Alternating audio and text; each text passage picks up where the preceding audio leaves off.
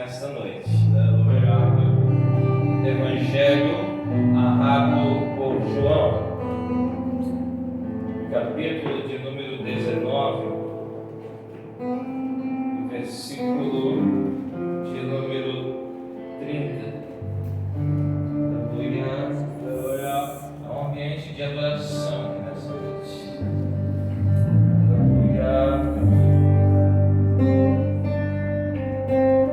João capítulo 19, versículo de número 30. Glória a Deus, Deus abençoe a tua vida. Feliz pela presença de Deus e feliz por você estar aqui nessa noite. Deus abençoe, Jean. Parabéns. Aleluia. Maravilha. Glória a Deus.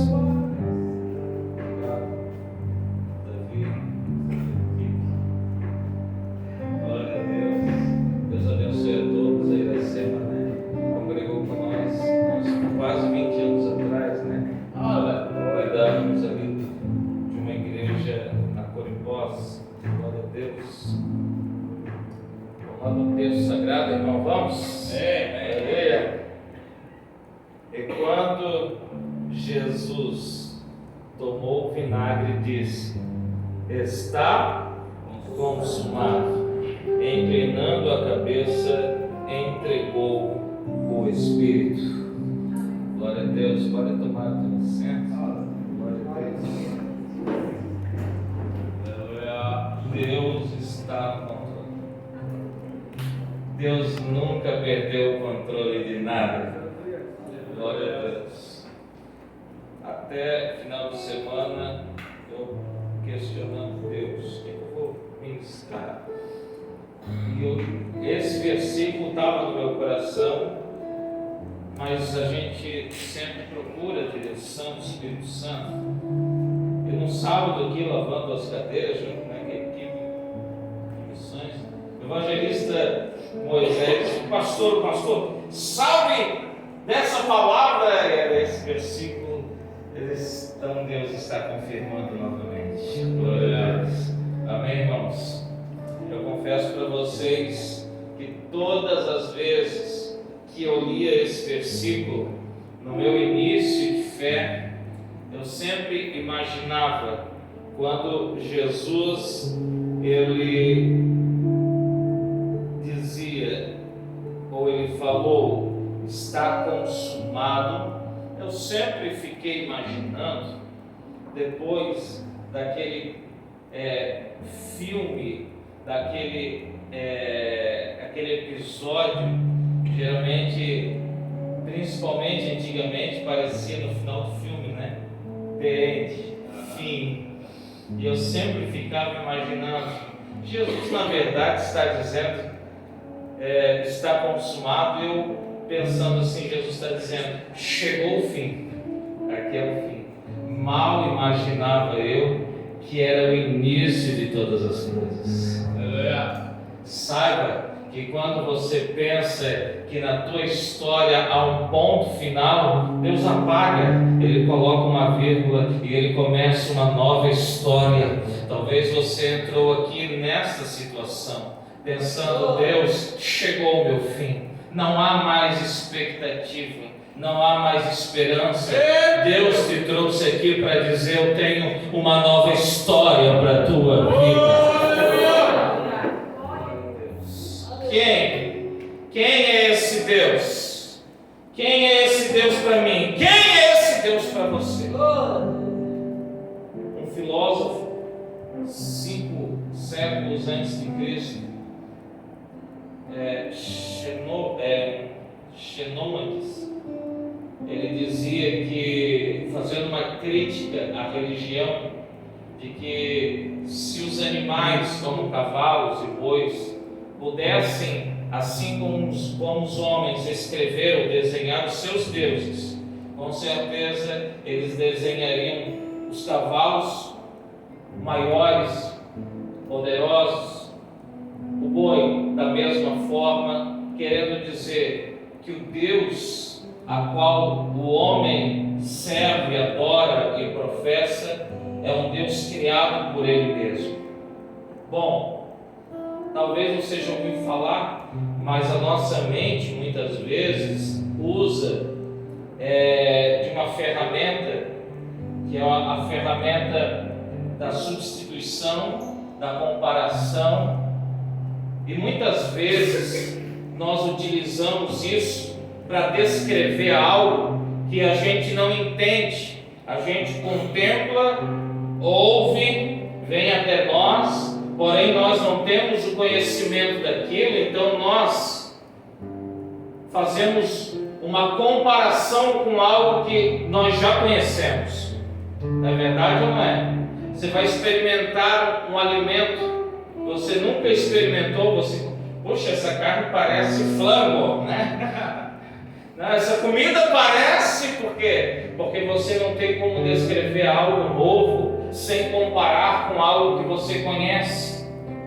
Então, nós começamos a entender por que o Deus da antiga aliança muitas vezes é chamado o Senhor dos exércitos, forte na batalha, porque o mundo vivia em guerra, porque o mundo vivia, as nações viviam em guerra, e quem estava descrevendo esse Deus não era Deus, mas eram os profetas. Capítulo 1 de Hebreus diz: havendo Deus antigamente falado aos pais pelos profetas, eles viam, eles ouviam e eles transmitiam em cima daquilo que eles já tinham conhecimento. Mas eu louvo a esse Deus, porque a nós, nos nossos dias, falou-nos não mais pelos profetas, mas pelo seu Filho, a qual é o esplendor, a expressa imagem da sua pessoa. Há um ditado que diz assim: você quer fazer bem feito, faça você mesmo. Eu vejo Deus levantando do trono, arregaçando as mangas e dizendo: pode deixar, eu vou descer lá e eu vou me mostrar, vou me revelar ao ser humano. Aleluia, aleluia. É isso que Deus faz. Alguém poderia dizer, mas Jesus também não é algo criado? Deixa eu te falar o contexto histórico. Jesus chega num mundo onde a sua nação, o seu povo eleito, escolhido, está aprisionado por Roma, e eles esperam um libertador que pegue a sua espada, desembanhe ela, levante um exército e combata Roma e os liberte da opressão. E vem um libertador que não levanta a espada, mas ele levanta o seu amor, e ele liberta todos aqueles que ouvem a palavra da verdade. Esperando um rei, mas o profeta Isaías já alertava: eis o meu servo, aleluia, porque eis que o Espírito do Senhor está sobre mim, para anunciar as boas novas de salvação, anunciar aos quebrantados as boas novas, aleluia. Eles estavam esperando um grande guerreiro, e veio meu amado Jesus, contrariando todas as probabilidades, contrariando todas as expectativas. E é esse Cristo a qual Paulo diz assim: os judeus pedem um sinal, poder, maravilhas, os gregos buscam e pedem, imploram sabedoria através dos seus filósofos, mas eu, o apóstolo Paulo, prego Cristo e esse crucificado.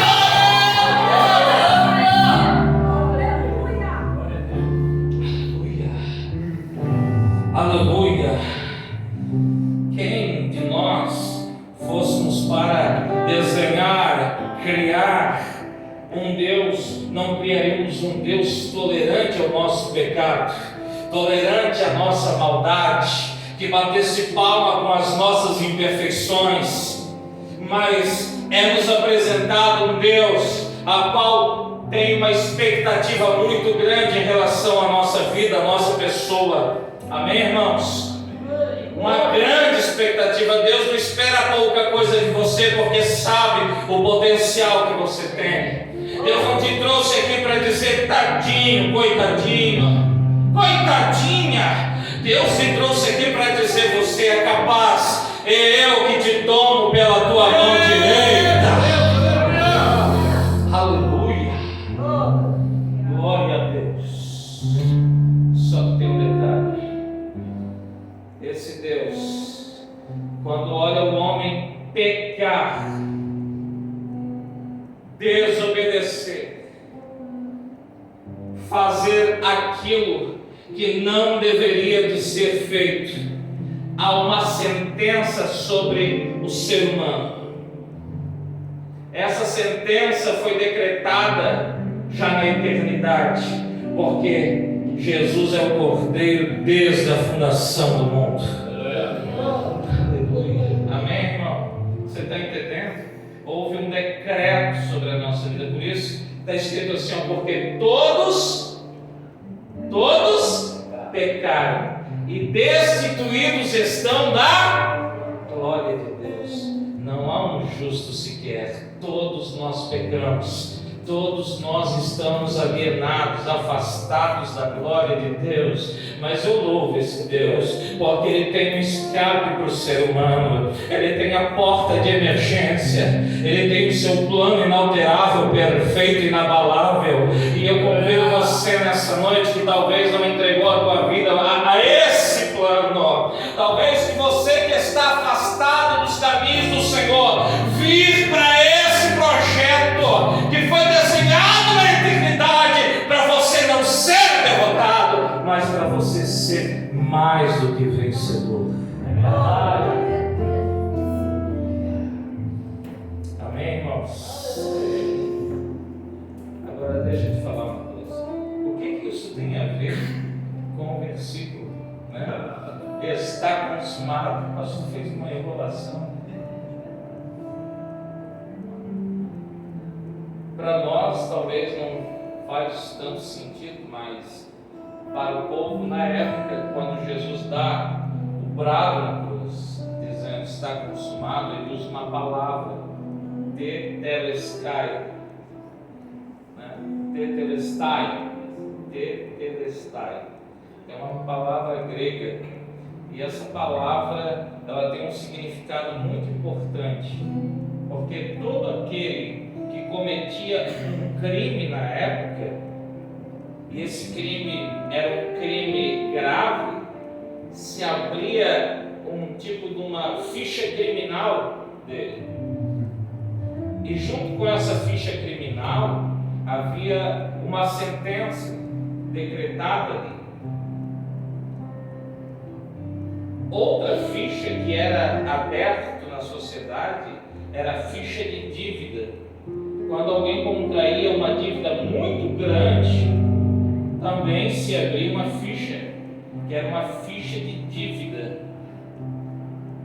E essa pessoa, ela ficava não apenas com o nome sujo no SPC ou no Serasa. Essa pessoa estava plausível de condenação. Ali era uma prova de todos os débitos, de todos os crimes, de tudo aquilo que ela havia cometido ou estava devendo, e ela precisaria pagar aquilo ali. E enquanto ela não pagasse, essa ficha era uma ficha condenatória. Amém? Deixa eu convidá-lo a abrir a palavra de Deus aos Colossenses, no capítulo de número 2 e no versículo de número 13 a seguir. Sabe por quê? Porque quando esta pessoa que tinha dívida, ela conseguia pagar, ou outra pessoa pagava a dívida dela, se escrevia através de um juiz uma palavra no final desta ficha. Assim também, O criminoso que tinha a sua ficha criminal e ele estava ali condenado, mas se ele pagasse a condenação dele ou alguém pagasse por ele, o juiz escrevia uma palavra, e essa palavra é tetelestai, está quitada a dívida, dívida paga, crime pago, não deve mais nada. Jesus estava dizendo: está consumado. Não era o fim, era o início da minha vida, da tua vida, da minha e da tua salvação. Tetelestai. E quando vós estáveis mortos nos pecados e na incircuncisão da vossa carne, vos vivificou juntamente com ele, perdoando-vos todas as ofensas, havendo riscado a cédula que era contra nós nas suas ordenanças, a qual de alguma maneira nos era contrária, e a atirou no meio de nós, cravando-a na cruz. Jesus pegou aquela ficha criminal que era minha e que era sua. Estava escrito adúltero, estava escrito mentiroso, estava escrito viciado, estava escrito pecador, estava escrito todas as possibilidades de pecado sobre a minha e a tua vida. Mas Jesus, ele pegou esta cédula, ele fez isso daqui, ó. Ele fez isso. Ele transformou a cédula num cravo. Não era apenas um prego de ferro transversal, era a cédula condenatória. Ele cravou ela na cruz, dizendo: está consumado, foi pago a dívida, foi pago, você não deve mais nada.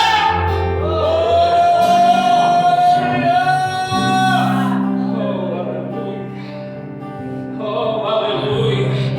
Toda vez que o diabo vier tentar te condenar, você diz: eu já tenho um advogado, cai fora, Satanás. Toda vez que o diabo falar para você: você não é digno, você não é merecedor, o que você está fazendo dentro daquela igreja? Você está se escondendo atrás de uma Bíblia. Você pode falar em alto e bom som: Satanás, a minha dívida foi paga na cruz, eu não devo mais nada.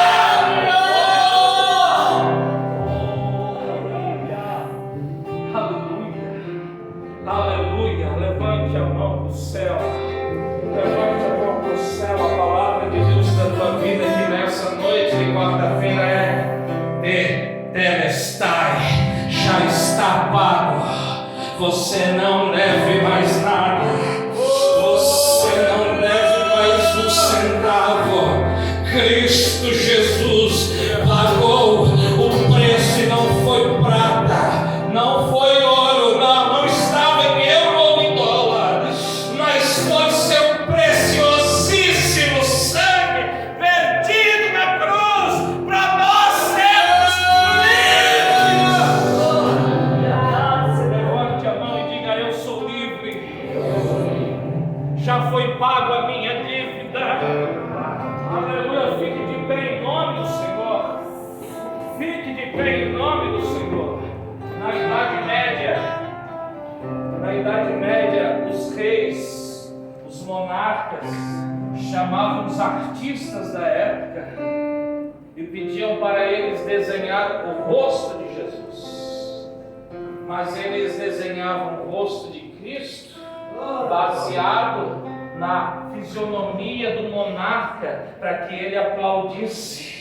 Deixa eu te falar, o meu Jesus não é um coitadinho, ele não está com aquele olhinho de cachorro, não, ele é o leão da tribo de Judá.